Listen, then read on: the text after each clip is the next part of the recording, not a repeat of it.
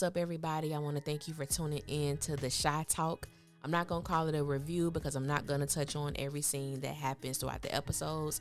So hopefully you guys enjoy it, you like it, and you join me for the next 9 weeks that we have the Shy, because y'all know we only get 10 episodes per season and it's going to be over before we know it. So let's enjoy it. If this is your first time coming to my channel, welcome.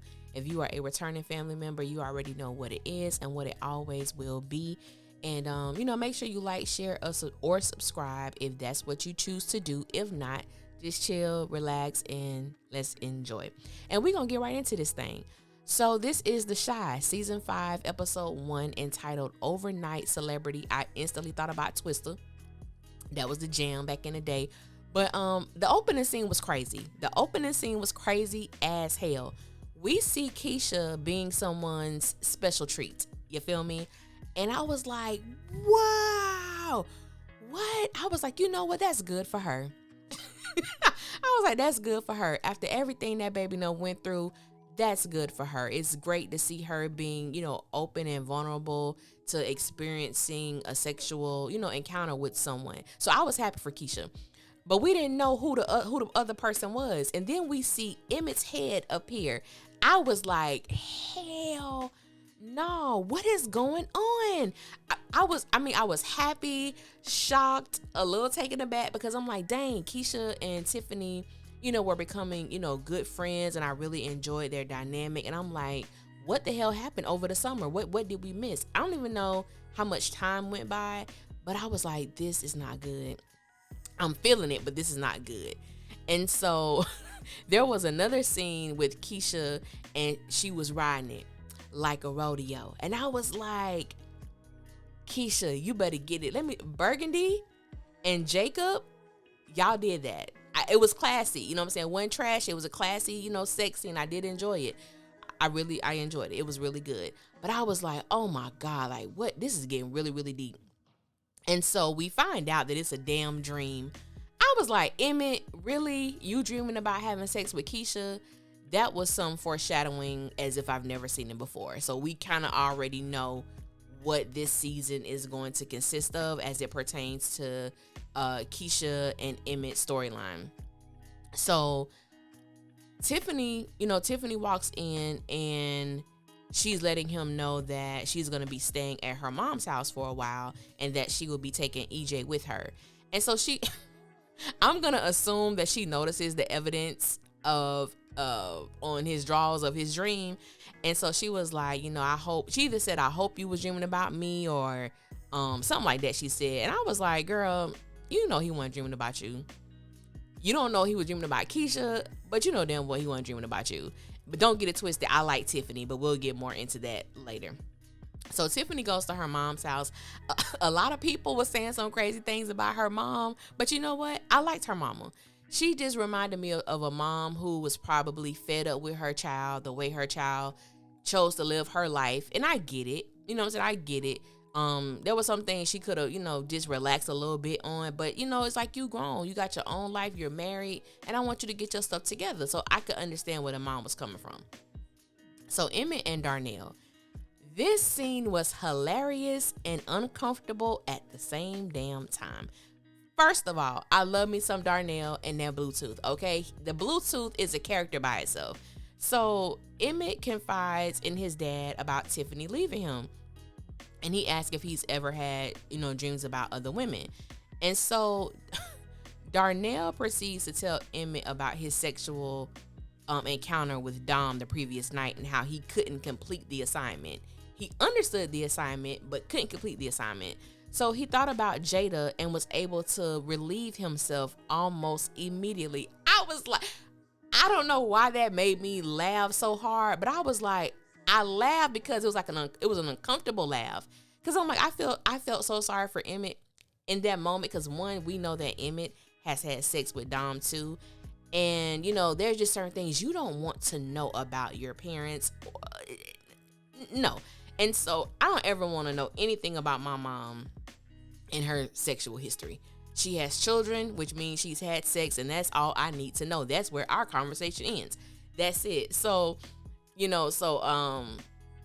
Darnell proceeds to tell Emmett about, Dom, and he wish he had better taste in music because all he listens to is Earth, Wind, and Fire. I'm like, Earth, Wind, and Fire is they are it, but I'm gonna need you to add some more people to your playlist, sir. I'm gonna need you to add some more people to your playlist. So Emmett goes to Tiff's mom's house, I guess, in an attempt to, get her back. And Tiffany has checked out of their relationship.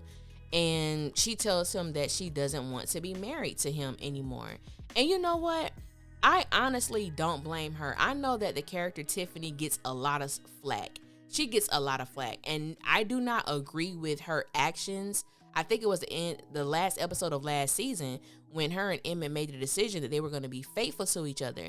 And before the scene ended, like right after Jada's little celebration, we see her going to see Rob. And I was like, well, girl, you just said that you were going to be faithful. Now, that's the part of the situation that I don't like, because you came into an agreement and you reneged on it like 30 minutes after you made the agreement.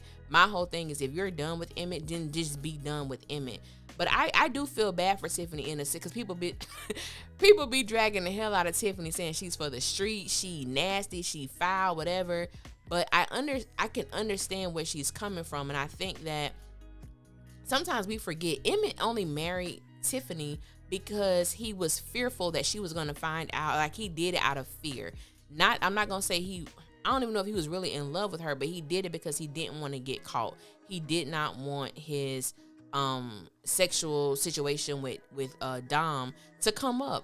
And Emmett is a bastard for this, because my whole thing is, you watch them, you even encourage them to be cool, them to be friends, even starting a partnership, and you knew you hadn't had sex with this girl, and you got this girl in my face.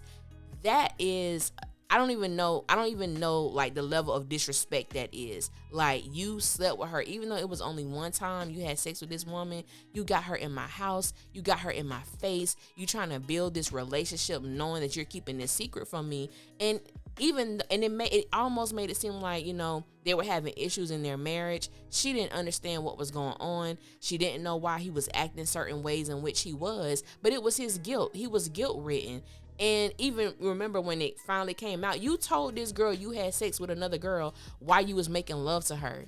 You know what I'm saying? You couldn't even be in it fully. So I don't blame Tiffany for like checking out of her marriage, but I do blame her for not being honest. Like, I don't like the fact that she agreed to do something and then said that she went and did it anyway. Like, I wasn't feeling that at all. So going to Jada and Suede. Jada and Suede, that is a heartbreak that is inevitable. It's going to happen. I think that Jada genuinely has feelings for Suede, but I honestly think she just want to get her itch scratched as well. That she doesn't want to. He has an issue because he feels like they should move in together. Jada ain't trying to hear that. Jada is not trying to move in with him. Jada is not trying to have him move in with her. She ain't feeling that. She doesn't want that. And so he was supposed to fix the shower head. He didn't fix it. He was like, maybe if I lived here, I could fix it. Like, I wouldn't have a problem fixing it if I lived here. So Jada said, say less. So Darnell comes over. He fixes it for her. Jada initiated this. Jada asked him, basically, was his handyman services the only thing that he was available for? Basically, is that all you are willing to service around here? And, he was like, well, what you need? And they started kissing. I said, Jada, don't do it. Jada, don't do it. Please, please, please don't do it. She stopped it before it went any further. But they were getting hot and bothered. Even Darnell said, you got me hot and bothered. Now you kicking me out. Because she was like, basically, we're both in a relationship. We don't need to do this. And Darnell was like, F them kids. Darnell was F everybody this episode. Darnell was like, F Tiffany, F Dom, and F Suede. What you trying to do? You know what I'm saying? And so he told Emmett that he feels like Jada is the one. Jada is the one that got away. And I think he told her the same thing. I think he told Jada that she was the one that got away. Whoever he told one of them. I don't remember. But he told one of them. And so we see Keisha and Tiffany talking. And Rob is texting Tiffany. Keisha is texting Christian. She's supposed to be going to look at some dorms because she wants to move out of her mom's house and she wants to start a new life with her and her son, which is totally understandable. And so basically Tiffany was saying like, girl, you need to join the single club and, do this and do that. And Keisha was like, she really didn't have time to be a student, a full-time mother, and to be responsible for Christian's heart, his feelings. And, Tiffany was like, well, it sounds like you're about to break it. And she was, basically, Christian was a good fall for Keisha after that entire situation that she was involved in. And I think she genuinely likes him, but he's just not what she wants. And I understand that too. I really do. But like I said, this is being set up for Keisha and Emmett. We gonna see, what happens with that. So just finishing up their thing, I felt so bad for Christian because she sent him a voice message, which, okay, I'm not fond of that. She sends him a voice message and basically pretty much breaks up with him. She thanks him for being who he is. And it took him like a day to respond to her message. And listening to his voiceover was so heartbreaking because I'm like, he's a good dude. And I know guys like that who are genuinely good men. And because they're not maybe a little socially awkward or, basically just, move to the beat of their own drum, they don't get certain opportunities with women because they feel like it's something wrong with him. He's not right. He crazy. He don't like this type of music or whatever. And I really felt for him, in that moment because I believe that is a lot of men, that's their story because they don't fit the social norm and they just kind of get left out in the cold because it's like, I am a nice guy and hopefully a woman can embrace that. And on the other hand too, as a woman, I can't speak from a man's perspective, but as a woman, I know sometimes that a woman, and not saying men can't either, but like I said, I'm speaking from a woman's perspective. You can get in a relationship, give it your all, and just get dogged out, or what you're giving is not reciprocated. And you could be so emotionally damaged that you begin to view every man through the scope of the last man that hurt you. Is that right? No, it's not. And I feel like a lot of women need to heal from the hurt that is still being carried, because when you don't, you just bring it to the next relationship. And even though I think Keisha is still healing, maybe, distancing herself from Christian was a good thing because she definitely could not return what he was giving to her. So it was mature for her to end it. I don't like the method that she used to end it, but I could understand where she was coming from. I really could. So we get to Jake, Gemma, Papa, Lene, and Kevin. That was a lot of names. I'm gonna just call them the Breakfast Club. So if all of them are ever together again, they are the Breakfast Club. And Maisha, I forgot her because there's so many of them. So Jake is dropping Gemma off at school, and he was just glad he's not there anymore. And Lene was like, she didn't think she could, go to an all-white school like that, or whatever. So basically, we find out that Jake is trying out for varsity basketball, and he was making sure that Gemma was going to be there. Gemma was like, I'll be there, but I'll be late because I got banned, so on and so forth. So let me deal with Jake.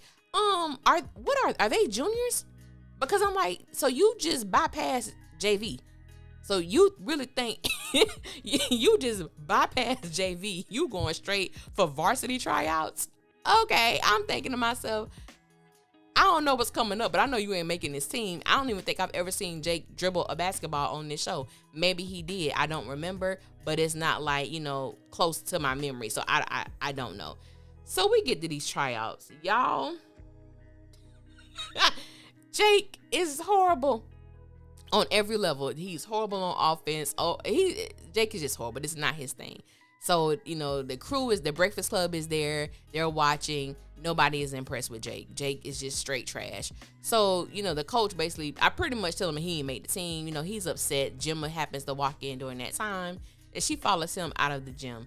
Gemma brings a little cake, whatever that thing was. And I said, Gemma bought that because she knew damn well Jake was not going to make the team. And I got you, sis. You know what I'm saying? Like, let me bring him a gift because I know he ain't going to make it because he ain't good. But I understood Jake's plight. Jake, was feeling like he wants to be good at something. He doesn't feel like he's good at anything. And he's looking at Gemma, who has all of these great opportunities before her. And he doesn't share in that. and he just wants to have, like, I understood, like, he just on his own path at something. He wants to be good at a thing that just doesn't involve other people, and I understood that. So Gemma tried to give him that cake, and he told her, like, he didn't want that. He said, I don't want that ass. I'm trying not to curse on here. And he walked off. And so, you know, she was hurt. Her feelings was hurt because her heart was in the right place. So sticking with Gemma, there's a scene with her and her father. And basically Gemma is, you know, she said she was taking a mental day. I said, girl, I feel you on that. You need to take a mental day. If you got a job, I don't care if your job is not taxing. Take a mental day every month. If you can. Try to. Every month. So I understood what Lil Sis was saying, and so her dad walked in, and I loved the conversation that they had because Gemma felt like, you know, Jake was being an asshole to her, and she was like, I'm not, you know, basically anybody to get walked on, and dad was like, I know, because I raised you better than that. You know, I didn't raise you like that. And so she was like, I was wondering, you know, if I should have stayed with Kevin, and her dad was like, no, like, don't do that. Like, things happen in relationships. You just got to talk things out, give them some space, and you teach people how to treat you. And I thought as a black father, instilling that in his daughter, I love that. I know a lot of people don't like Gemma because of what happened last season with her and Jake, but I like Gemma. Like, I do. I like Gemma. I like her a lot, and I understand Gemma because I did some foul stuff like that when I was that age. When I was that age. And so I feel like her statement wasn't because she wanted Kevin back, which a lot of people took that and ran with it. I felt like she said that because, one, she's young, she's immature, and she's frustrated with her boyfriend because he hurt her feelings. Like, I think that was a legitimate response. I think it was real, but I do love how her father kind of like willed her back in. It's like, nah, just teach him how to treat you. And if he doesn't basically adhere to what you want, then you know what you got to do. And she was like, you know, do you think he'll, like, he was like, he'll come back to you? And she said, do you think it'll lead him back to me? Which lets me know, like, she wants her relationship with Jake to work. It's not, you know, this thing that a lot of people thought it would be. They thought, and even wanted Jake to dog her out, that she don't really like Jake, that Jake doesn't really like her, but that's not the case. This is really like one of those relationships you have when you're young, when your feelings are like really deep and just really new with a lot of things. Even though we know she's not a virgin, and yes, she had feelings for Kevin, but we're really seeing Gemma and Jake, I think, you know, gonna see them. It's more of a mature type of relationship. So that's how I see that. So we see Trigg and Rashad. They go ring shopping because he's going to propose to Amani. Rashad is happy because he wants to be, you know, the best man and all that good stuff. And it's just good seeing their dynamic because Rashad has come a long way. So Trigg goes to see Emmett. And Emmett is singing this Carl Thomas song. And everybody know that Jacob Lattimore can sing his little behind off. But, baby, when you can sing and you play a character who doesn't sing, that is hilarious to me. So we got to hear that for a little minute.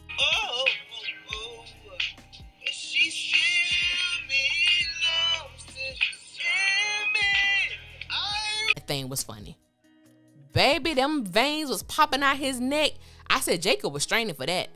Jacob was straining for that wrong note all the way. And I'm here for it with that wrong note. You did it, boo, because you got a beautiful voice and you was able to pull that off. But, you know, he tells Trigg that Tiffany left him.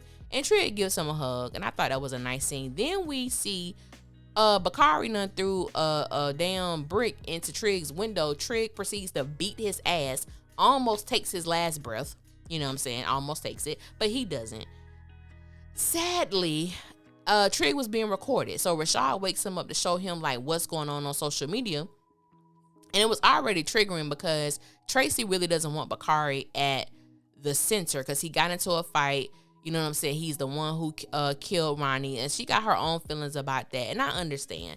But you know, Rashad and Trigg feel like they've been sent there, like their purpose is to help as many, you know, young boys as possible, and I could really rock with that narrative of what they're doing. So, Rashad reaches out to him and telling him to come back to the center. He expects to see him there, so on and so forth. Excuse me. So, the proposal, Trigg looks so good. Luke James is just so fine. I'm sorry. Luke James is just a fine specimen of a black man. And you know what I'm saying? He's just it. He is so sexy with them little short little ponytails. I'm here for it. Now, people was coming for him with his hair. I don't care if he had a Pebbles ponytail. I don't care what he had. The man just looked so good. I don't care how he had his hair. But anyway, he was so happy and he was smiling and waiting for Amani to come in. And I was like, oh, Lord. The heifer didn't show up. She saw the video and she just, wanted to take a moment. And I was like, really? But we all know the character who plays Amani, or who played Amani, she is not on the show this season. And I guess that was their way of kind of like, creating some distance. I don't know if there's someone else coming in to play her, or they're going to totally, get rid of the character in total. I don't know that. So Tracey is home, chilling, watching, waiting to excel. That's when you have man problems. You know what I'm saying? When you home, drinking some wine, watching some damn waiting to excel. So she gets, I don't know, I can't remember if it was a knock or the doorbell. She goes, opens the door. It's, what's his name? I forgot. I think his name is Dre. No, that's not his name. His name is Q. I think his name is Q. And isn't Q Tracey's baby daddy? I want to say it is. I ain't watched the seasons in a minute, but the older seasons, but I think he is the father of her deceased son. And then we see Duda come from the dark and appear. Let me tell you something. Duda is my toxic crush. He is so fine to me, even though he cutthroat and he is horrible as hell. But there is something about the essence of Duda that gets me every time. You know what I'm saying? So I understand that Tracey becomes weak for him. I understand that Tracey gives into him. Sis, I am not mad at you if you do. It's just something about this character, something about the man that plays him. It's just something about him. I don't know what it is, but Duda, that's how I like to say it. Duda is like, he just can't get it. He's just that fine. But thank you for tuning in. Thank you for tuning in to the Shy Talk with me. Like I said, I hope you guys come back. I'm gonna do some little individual videos and special videos throughout the week as well. The Shy is one of my favorite shows. I think it's so well written. And I love the cast. And if you listen to my other reviews, this review is probably different because I actually like the show. The show makes sense. The show flows. Don't get me wrong, nothing is perfect, but I actually really enjoyed this story and I love the people. Oh, let me go back because I forgot an important thing. I forgot. Papa gonna be on one this season. Papa embarrassed the hell out of Jake at this pep rally when they were going to tell the people of the new players. Papa was on one. Papa embarrassed him. Papa basically was talking about the whole school. Like, if you had more positive black men in the household. And I've always said this about Papa. I don't dislike Papa. I like everybody on the show. But Papa, to me, has always had this aura or this thing about himself. And you find that with a lot of people who claim to be Christians or love God and walk with God. I love God. Let me put that out there. And I have been in church and ministry deeply for years. And when you have people like that, they tend to excuse their bad behavior and can see everybody else stuff, but kind of sweep their stuff under the rug, or they're oblivious to their own, I don't want to use the word sins. They're oblivious to their own misconduct or bad behavior. And I've always gotten that vibe from Papa, even though I believe he's a sweet guy. I don't think he's a bad person, but I think he's just so indoctrinated. It's easy to look at other people's stuff and bash them, yet he doesn't walk with that same type of accountability to himself.